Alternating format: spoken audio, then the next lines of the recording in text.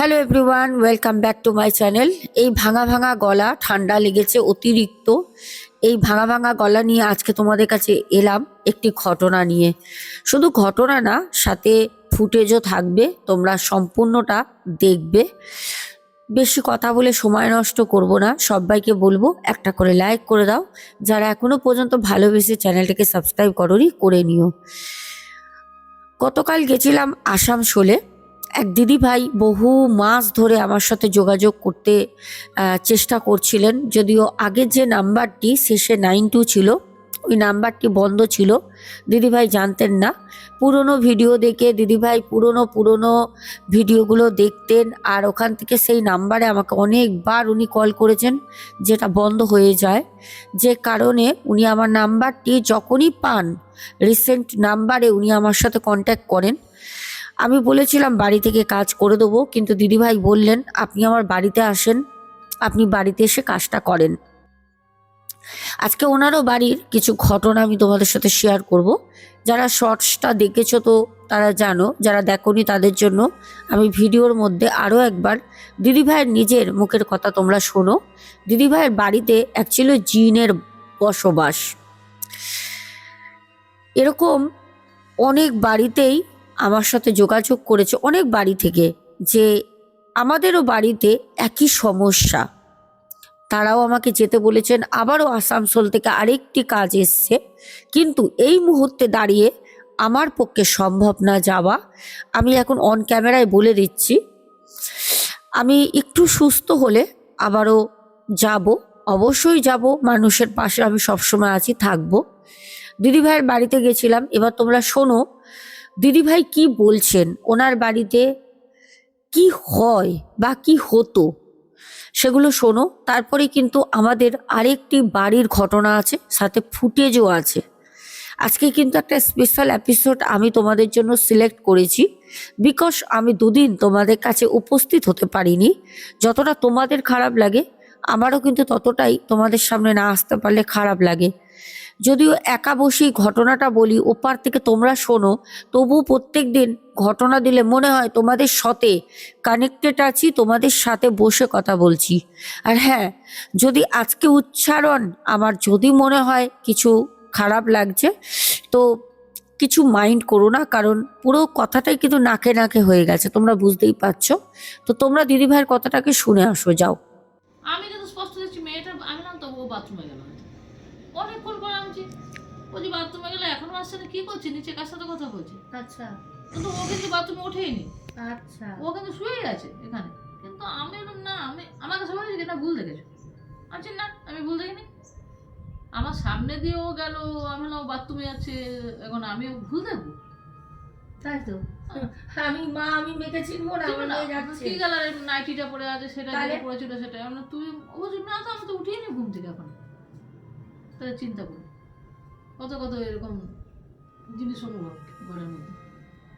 এইভাবে বাবু কিছু লক্ষ্য করে না? ছেলে ছেলে অনেকদিন আগে একবার ওখানে বসে পড়ছিল, আচ্ছা, ওই নুপুরের শব্দ, নুপুরের শব্দ। নুপুর শব্দ, কিন্তু আমি আর আমার মেয়ে কিন্তু পাচ্ছি না।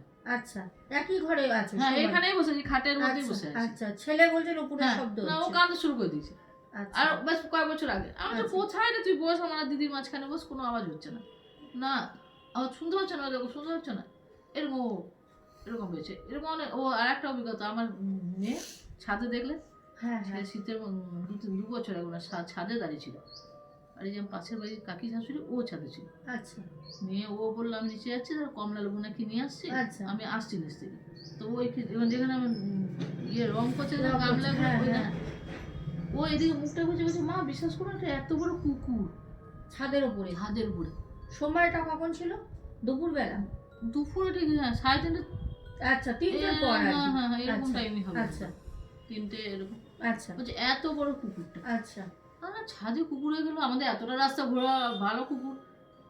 ও না চোখের নেমেছে ঘুরতে, না নেই। কুকুরটার নাই। কখনো কুকুরের রূপে ঘোরে, কখনো কুকুরটা নেই। মানে মানুষের রূপ ধরে ঘোরে, কিন্তু নেই কেউ। নেই। এরকম অনেক ইয়ে রয়েছে। তো দর্শক বন্ধুরা, তোমরা দিদিভাইয়ের মুখ থেকে শুনলে অ্যাকচুয়ালি দিদিভাইয়ের বাড়িতে কি কি হচ্ছিল দিদিভাইয়ের বাড়িতে, এমনকি ছাদেও রাতের বেলা ধূপ ধাপ করে 1:30-2টোর সময় এরকম শব্দ হয়, মনে হচ্ছে যেন ছাদের মধ্যে কেউ হাঁটাচলা করে বেড়াচ্ছে, কিন্তু ছাদে কোনো কিছুই কিন্তু থাকে না। এরকম অনেক অভিজ্ঞতা হচ্ছিল। বাড়িতে সবার সাথে সবার ঝগড়া, অশান্তি, কারোর সাথে কারোর কোনো মনোমালিন্য নেই, কথায় কথায় লেগে যাচ্ছে, কোনো রিজন নেই, ঝগড়া হচ্ছে, দু তরফই কিন্তু আফসোস করছে ঝগড়ার পরে যে কেন ঝগড়া করলাম, কি কারণে করলাম, এই ঝগড়ার তো কোনো কারণই ছিল না, কিন্তু ঝগড়াটা হয়ে গেল। শেষে গিয়ে দুজন দুজনের কাছে খুব রিগ্রেট ফিল করছে যে কেন, কারণ আমরা সবাই জানি ঝগড়া হলে একটা ঝগড়ার মধ্যে মানুষ মানুষকে কত রকম কথা বলে, যেগুলো হয়তো ওই সময় আমাদের ঝগড়ার মধ্যে রিলেট না করলেও পরে কিন্তু মাথায় ঘোরে, রাগেও আমাকে কি বললো, এ কি ও আমার থেকে ছোট, এটা বলে দিল, কি করে পারলো। দিনের পর দিন বাড়িতে অশান্তি, যার কোনো উৎস নেই, অশান্তি হওয়ার কোনো কারণই নেই, কিন্তু অশান্তি হচ্ছে। দিদিভাই অনেক জায়গায় অনেক কিছু করেছে। কালকে দিদিভাইয়ের বাড়িতে গিয়ে অবাক হয়ে গেলাম, কিছু জিনিস একজন দিদিভাইকে দিয়ে গেছেন, আমাদের ফুটেজে আছে, আমাদের ভিডিওয়ে তোলা, মানে অদ্ভুত। দিদিভাইয়ের কাছ দিয়ে অনেক টাকা নিয়ে গেছে, সেই কাজ করে দিয়েছে, যেখানে 30 টাকা মূল্যের দুটো জিনিস দিয়েছে, একটার দাম হয়তো 10 টাকা, খুব জোর হলে 70 টাকা জিনিস দিয়ে তার ডবল টাকা নিয়ে গেছে। কি বলবো তোমাদের, ওরকম একবার না, দিদিভাই ঘরের শান্তি সুখের জন্য বাড়িতে ওরকম শব্দ, ভয় পাওয়া, চুরির আওয়াজ, পায়ের নুপুরের আওয়াজ, এর জন্য দিদিভাই অনেক কাউকে ডেকেছে। দিদিভাই বলছে কারোর কিচ্ছু একটু বিন্দু মাত্র উপকার পাইনি, কিছু বুঝতেই পারিনি, সবাই এসেছে, সবাই বলেছে, কাজ করে গেছে। দিদিভাই আমাকে বললেন যে আপনার প্রোগ্রামগুলো আপনার ইউটিউব চ্যানেলে আমি সব নিয়মিত দেখি, শুনি, আমার ভালো লাগে, কোথাও গিয়ে যেন বিশ্বাস হয় আপনি, কারণ আপনি সোশ্যাল মিডিয়ায় বসে আপনি যে ভিডিওগুলো করেন, এগুলো লক্ষ লক্ষ মানুষ দেখে, লক্ষ লক্ষ মানুষ, এমনকি আমি তোমাদের সামনে পুরুষগুলো তুলে ধরি, দিদিভাই সেগুলোও শোনেন। কোনো মানুষ মুখে একটা বলে চলে যাওয়া, আর একটা মানুষ কাজ করার পর সেই মানুষটার ফিডব্যাক, সেগুলো তুলে ধরতে সবাই পারে না, আমি তুলে ধরি, কারণ তারা ব্যক্তিগতভাবে বলে কেন দেবেন না, আমরাও এরকম টাকা প্রচুর ঠকেছি, মানুষ আপনাকে চিনুক, আপনার কাছে কাজ করাক, আপনার কাছে আসুক, টাকাটা ম্যাটার করে না, একটা জীবন বেঁচে যাওয়া, একটা বাড়িতে একটা মানুষ মরতে বসেছে, একটা ব্ল্যাক ম্যাজিকের দ্বারা সেই মানুষটাকে একদম শেষ পর্যায়ে চলে গেছে, তাকে আপনি বাঁচান, কারণ একটা মানুষের কিন্তু জীবন শুধু তার না, তার সাথে তার পরিবারের মানুষের কিন্তু ওতপ্রোতভাবে জড়িত থাকে,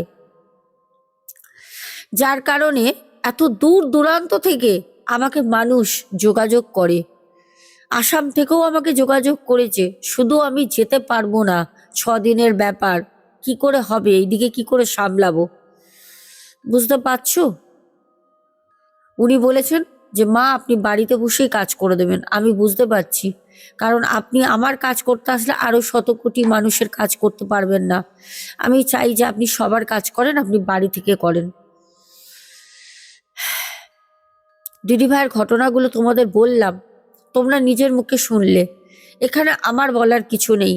অনেকেই অনেক রকম হয়তো এখানে কমেন্ট করবে, নেগেটিভ, কেউ পজিটিভ, কেউ নানা রকম কথা বলবে, সেই মহিলার সাথে হয় যে দিদিভাইয়ের বাড়িতে গেছিলাম আসানসোলে, আমি তার নিজের বলা অভিজ্ঞতা তোমাদের সাথে শেয়ার করলাম, এখানে আমি কিছু বলছি না, তার অভিজ্ঞতা তোমরা শুনলে।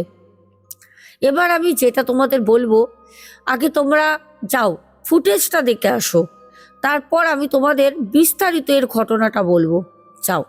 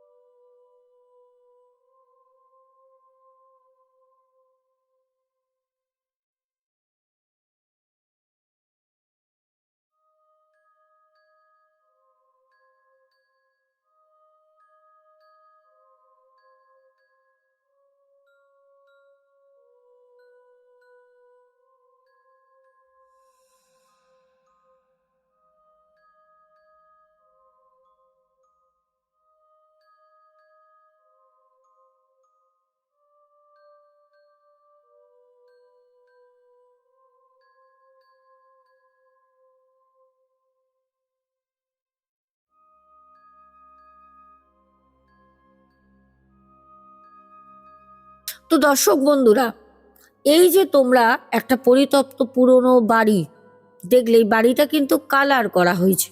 এই বাড়িটা অনেক পুরনো, এই বাড়িটা বহু বছর আগে করা একটি বাড়ি। এই বাড়ির পেছনে পরিত্যক্ত জঙ্গল, আম আর কলা বাগান, সেগুলো আমি তোমাদেরকে দেখাবো। ঘটনাটা শোনো। ওই বাড়িতে একজন কেয়ারটেকার ছিল, তার অভিজ্ঞতা আজকে তোমাদের সাথে শেয়ার করব। আমাকে যে দাদাভাই ঘটনাটা বলেন, উনি নামটা প্রকাশ করতে অনিচ্ছুক, তাই ওনার নামটা আমি এখানে নেব না। দাদাভাই বলেন যে কেয়ারটেকার ওই বাড়িটায় ছিল ডিউটিতে, তার অভিজ্ঞতাই আপনাকে জানাচ্ছি। আর সেই কেয়ারটেকার হচ্ছে আমার খুব কাছের এক বন্ধু, ছোটবেলার, মানে এক স্কুলে ছোট্ট থেকে পড়েছি, সাথে সাথে ও বড় হয়েছে, আমিও বড় হয়েছি।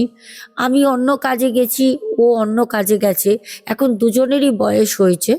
ও এখন অবসর টাইমে বাড়ির অবস্থা যেহেতু সেরকম সচ্ছল না, তাই বসে না থেকে ও কেয়ারটেকার, সিকিউরিটি গার্ড, কোনো জায়গায় কারোর বাড়িতে যদি কেউ ঘুরতে যায় 2 দিন 3 দিন 1 সপ্তাহ ও বাড়িতে থাকে, যাই হোক টুকটাক করে চলে।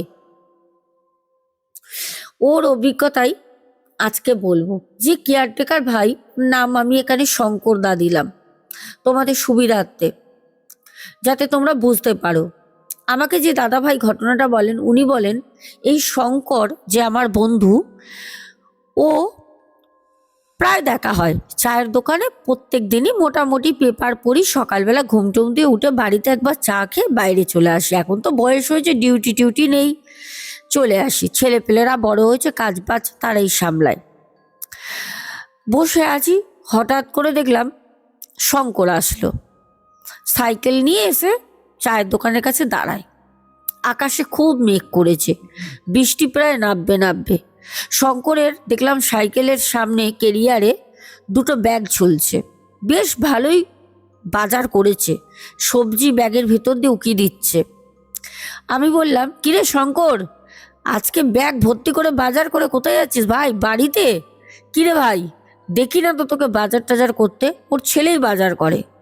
শঙ্কর আমাকে বলল, আরে না রে, জানিস না লটারি লেগেছে। আমি বললাম, কত পেলি? তখন ও সাইকেলটা স্ট্যান্ড করে আমার কাছে এলো, এসে বলল, একটা চা বল না। আমি আবার চায়ের দোকানের ওই কাকুকে বললাম, বয়স্ক কাকু, একটু গরম গরম চা বানাও, দুজনে খাবো। কাকু আবার বললো, এই তো 2টো চা খেলি বসে। আমি বললাম, কাকু বন্ধু এসছে, ও একা খাবে আমি দেখবো বলো? তাও না, তোমারই তো বিক্রি হবে। সেই কাকু আবার চা বানাতে শুরু করলো।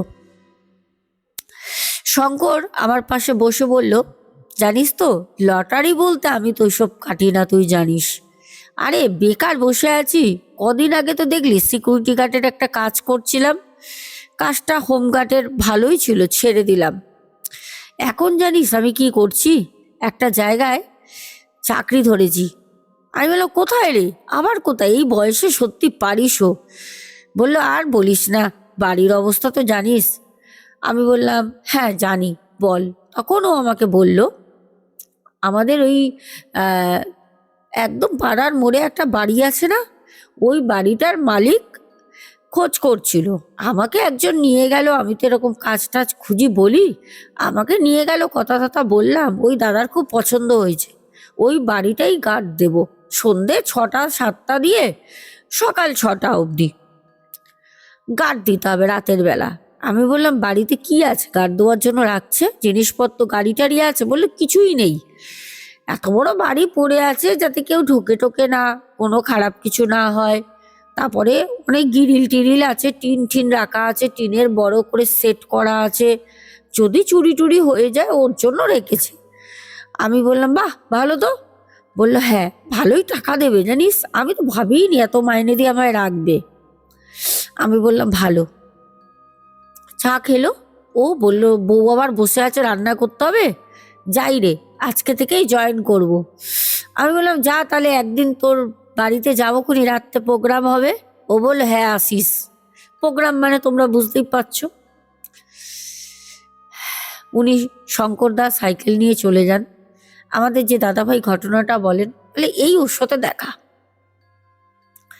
প্রায় দেখতে দেখতে একটা সপ্তাহ ছেড়ে 8 দিন 9 দিন হচ্ছে, আমরা চায়ের দোকানে বসে থাকি, কথা বলি, আরও সবাই থাকে, কিন্তু ওর সাথে আর কোনো কথা হয় না, ওর সাথে দেখাও হয় না। হঠাৎ একদিন আমাদেরই বন্ধুরা বলছে শঙ্কর নাকি কোথাও একটা বাড়িতে কাজ করছে, রাতে নাকি নাইট ডিউটি করে, ওকে দেখা যায় না। তো বলতে বলতেই শঙ্করের ছেলেটা হেঁটে যাচ্ছে বাড়ি, হাতে একটা বাজারের ব্যাগ। আমি বললাম, এ বাবা, এ বাবা, তোর বাবা কোথায় রে? ও তখন বলল, আরে বলো না কাকু, বাবা ওই রাতে ডিউটি করে না ওই বাড়িটায়, বাবার তো ওই ডিউটিতে ঢোকার পর থেকে শরীরটা ভালো নেই, আর বলো না, বললেও শোনে না, গরিবের ঘর জানি, টুকটুক করে চলে যায় জানো তো, বাবাটা না শোনে না। আমি বললাম, তোর বাবাকে বলিস না আমার কথা, একটু দেখা করব। সেই যে কাজে জয়েন করলো সেদিন কথা হলো, ওর পর আর ওর সাথে কথাই হলো না। বললো ঠিক আছে, বলে দেবো। বসে আছি, সন্ধে সন্ধে হচ্ছে, হঠাৎ দেখলাম শঙ্কর এলো। শঙ্কর সাইকেল নিয়ে এসে দাঁড়িয়ে বলে, কিরে আমার নাকি খোঁজ করছিলিস? আমি বললাম, কি রে, কাজে ঢুকে বন্ধুদের ভুলে গেছিস ভাই? তোর ছেলের সাথে দেখা হলো, বলেছে? বললো হ্যাঁ। আমি বললাম, বাড়িতেও তো মাঝে মাঝে যেতে পারিস। বললো না রে, কাজ করে এসে আর ভালো লাগে না, সাই রাতে ঘুমই হয় না। আমি বললাম, কেন রে, কোনো ঝামেলা নেই, বাড়িতে মালিক থাকে না, ঘুমাবি তোর ঘরে। বলে না, সে অনেক কাণ্ড। আমি বললাম, কি কাণ্ড বল না। তখনও চায়ের দোকানে বসলো, আমাদের ওই চায়ের দোকানেই সকাল বিকেল আড্ডা, প্রায় 4 জন ওকে নিয়ে, শঙ্করকে নিয়ে। সবাই বললাম, কি ব্যাপার, কি হয়েছে বলতো, কি ব্যাপার? শঙ্কর বলল, জানিস রাতের বেলা 2-3 দিন ঠিক আমি ডিউটি করেছি, তারপর একদিন রাতে দেখছি টিনের চালে কেউ হাঁটছে, তোমরা দেখলে? বাড়িটার বাইরে বড় করে টিনের একটা সেট মতো করা, হতে পারে ওখানে কোনো গাড়ি থাকতো বা কোনো ঘর হবে, যাই হোক টিনের সেট। বলছে ওই টিনের চালের উপর থেকে মনে হচ্ছে যেন কেউ হাঁটছে, খটমট খটমট খট করে আওয়াজ হচ্ছে। আমি ঘরেই থাকি, আমার যে ঘরটা, বেরিয়ে দেখলাম না, চালে তো কেউ নেই, কেউ হাঁটছে না, কিন্তু শব্দ হচ্ছে। তখন আমি বাইরে দাঁড়িয়ে রয়েছি, টর্চ দিয়ে এরকম করে চালে মেরে টর্চ দিয়ে দেখছি, দেখলাম অদ্ভুতভাবে কেউ হেঁটে হেঁটে যাচ্ছে, কিন্তু কাউকে আমি দেখতে পাচ্ছি না, কিন্তু কেউ হাঁটছে। খুব অদ্ভুত লাগলো, অবাক হলাম। আমি আবার ঘরে ঢুকে শুয়ে পড়লাম। তবে আমি মনে হয় না বেশি দিন ওখানে কাজ করব, 1 মাস হলে ছেড়ে দেবো। আমি বললাম, কিরে ভাই, কেসটা কি, ভূত পেত নাকি? বললো, তবে না তো কি। আমি, ওরে বাবা, তোমাকে লাখ টাকা দিলেও করবো না। তো আমাদের যারা আরো 2 জন বসেছিল তারা বলল, হ্যাঁ হ্যাঁ, ওই বাড়িটা ভালো না, আমরা জানি, ওখানে কোনো কেয়ারটেকার কেউ থাকে না, বাড়ির মালিকই থাকতে পারলো না, ওই বাড়ি করে ছেড়ে চলে গেল। কারণ ওই বাড়ির পেছনেই আম বাগান, কলা বাগান, কব্রস্থান ছিল, বহু পুরনো সেকালের কব্রস্থান। এখন তো গাছপালা হয়ে গেছে, লোকে বুঝতেই পারে না, আমরা জানি না, ছোট থেকে বড় হলাম এই পাড়ায়। আমি বললাম, তাই নাকি, পেছনে কব্রস্থান আছে? বলছে হ্যাঁ। শঙ্কর বলছে, থাকবে, আমার 1 মাস হলে ছেড়ে দেবো, আর কি হবে। এই কথা বলে শঙ্কর ওখান থেকে চলে যায়। আমরা বসে ওই বিষয় নিয়েই সবাই কথা বলছি। আবারও শঙ্করের সাথে প্রায় সপ্তাহখানেক দেখা নেই। হঠাৎ একদিন শঙ্কর সকালবেলা আসছে, চোখ মুখ পুরো লাল, চাকরি মানে ওইখান থেকে ডিউটি করে আসছে। আর আমি তখন আমার ছেলে যেখানে চাকরি করে ওখানে আমি একটা কিছু কাজে যাচ্ছি সকালবেলা, নালে ওর সাথে আমার দেখা হয় না। তখন 6:30 বাজে, আমাকে ট্রেন ধরতে হবে, তারাই রয়েছি। শঙ্করকে দেখে খুব বিধ্বস্ত, খুব ভীত লাগলো। শঙ্কর আমার দিকে তাকিয়ে আছে, চোখগুলো পুরো লাল। আমি বললাম, কিরে শঙ্কর, কি হয়েছে রে তোর, চোখ মুখ লাল? শঙ্কর বলল, ঠিক এরম করে, তুই কোথাও যাচ্ছিস? আমি বললাম, হ্যাঁ, আমি ছেলের কাজের ওখানে যাচ্ছি, একটু ডেকেছে।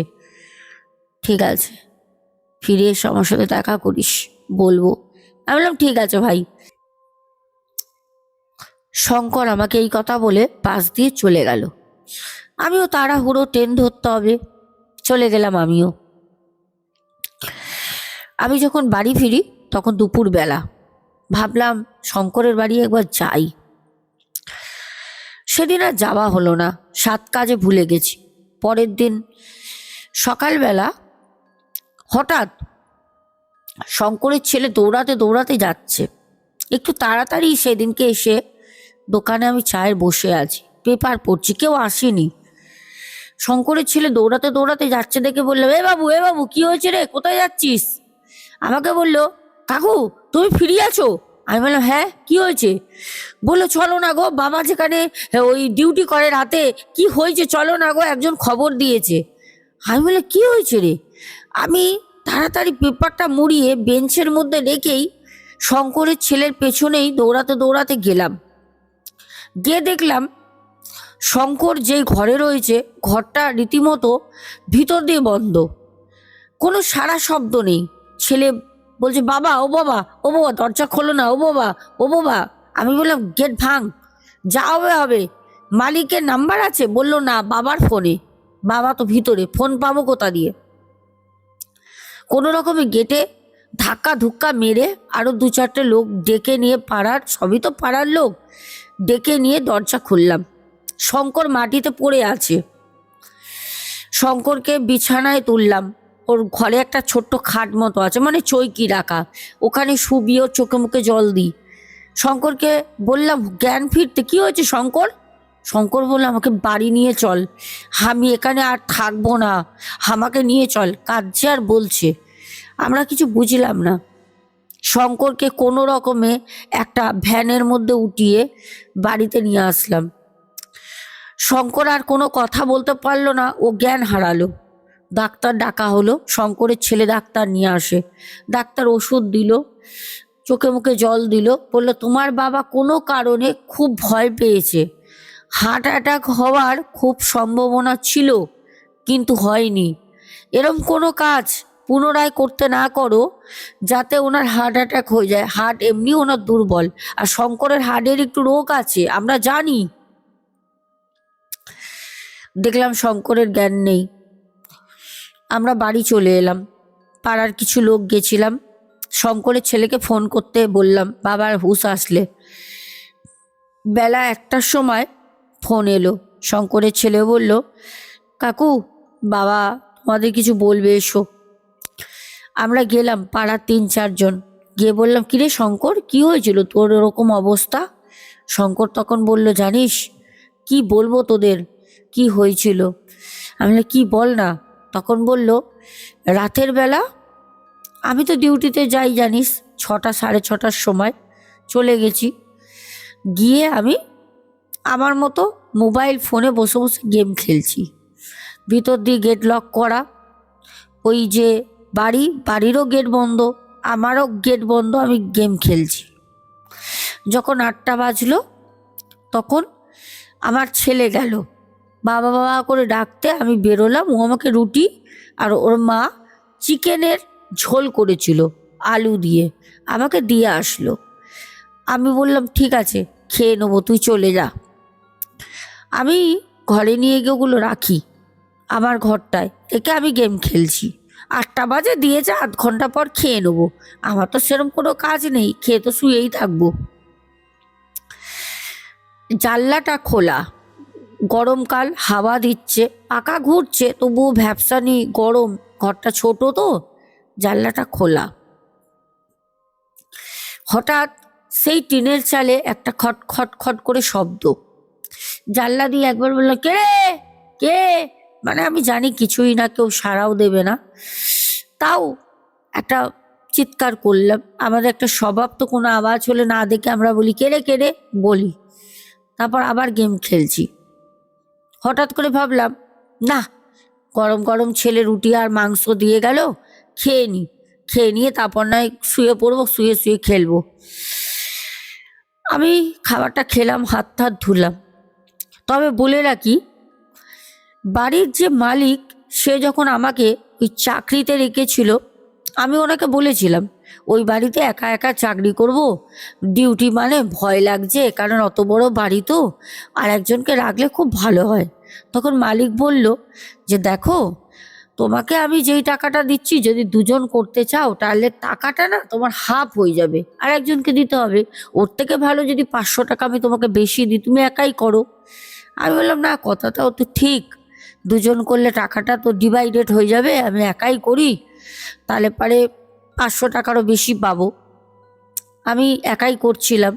তখন উনি আমাকে বলেছিলেন, যত যাই হয়ে যাক, যাই করো, কখনো ভুল করেও ওই ওই মানে বাড়ির কোন দিকটায় বাথরুম রয়েছে, জোড়া বাথরুম দুটো, যত আওয়াজ আসুক, বলেছিল যত শব্দ হোক, যেই ডাক হোক, যাই হোক, ওই দিকে কিন্তু যাবে না। তো যেহেতু অনেক 2 সপ্তাহের উপরে আমি ওখানে রয়েছি, কোনো রকম কিছু তো বুঝতে পারিনি, ভয়ে ওরকম লাগে না। ভাবি হয়তো টিনের চাল দিয়ে বিড়াল বিড়াল হেঁটে হেঁটে যায়, বাদুর ঠাদুর বা বাদর, এসব ভাবি।